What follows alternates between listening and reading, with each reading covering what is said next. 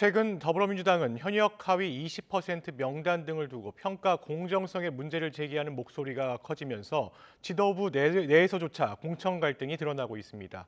상대적으로 공천 잡음이 덜하다는 평가를 받는 국민의힘에서도 한동훈 비상대책위원장과 친윤계 사이에 미묘한 신경전이 이어지고 있습니다. 국회 취재기자 연결합니다. 손효정 기자. 네, 국회입니다. 네, 먼저 민주당에선 최근 공천 과정을 두고 지도부에서 의견 충돌이 있었다고요?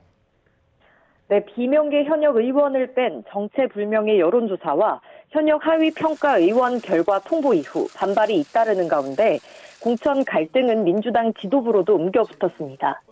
당내 투톱인 홍익표 원내대표가 공천 과정을 문제 삼으며 책임 있는 조치를 요구했기 때문입니다. 홍 원내대표는 일부 비명계 의원들을 빼고 조사에 문제가 된 여론조사 업체를 당내 조사에서 제외해야 한다고 이재명 대표에게 요구한 것으로 전해졌습니다. 또 비공개 지도부 회의에서 현직 강원도당 위원장 김우영 후보자가 비명계 현역 지역구인 서울 은평을 경선에 오른 것을 두고도 강하게 문제를 제기한 것으로 알려졌습니다. 홍 원내대표는 YTN과의 통화에서 하위 20% 평가 결과 공개를 거부한 임혁백 공천관리위원장을 겨냥해서도 참 실망스럽다고 비판했습니다.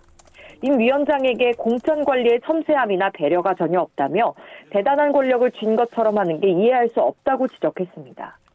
민주당은 이 대표와 홍 원내대표가 충돌했다는 보도는 사실이 아니라며 진화에 나섰지만 다음 주 의원총회 등에서 의원들의 반발이 이어질 경우 당 내용은 거세질 것으로 보입니다.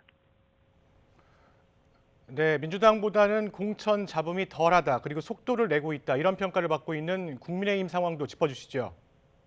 네, 국민의힘은 민주당과 달리 상대적으로 원활하고 조용한 공천으로 반사이익을 누리고 있다는 평가도 나옵니다. 다만 일부 지역구 공천 문제를 두고 한동훈 비대위원장과 친윤계 공천관리위원회 사이에 미묘한 긴장감이 흐르고 있습니다. 김연아 전 의원을 경기 고양정에 단수 추천한 공관위 결정에 한동훈 비대위원장이 제동을 걸면서 공천이 보류됐기 때문입니다.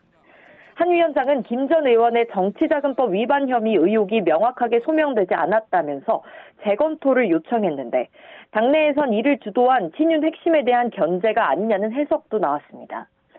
이 밖에 친윤계인 권선동, 박성민, 이용 의원의 공천 발표가 미뤄지는 것도 이 같은 해석에 힘을 실어주고 있습니다. 한 위원장은 기자들과 만나 파워게임을 할 정도로 한가하지 않다며 선을 그었지만 당내 파장은 계속되고 있습니다. 앞으로 대표적인 여당의 양지인 강남권과 대구 경북 지역 후보 공천이 남아있는 가운데 이를 둘러싼 공천 갈등이 본격화될지 주목됩니다. 지금까지 국회에서 전해드렸습니다.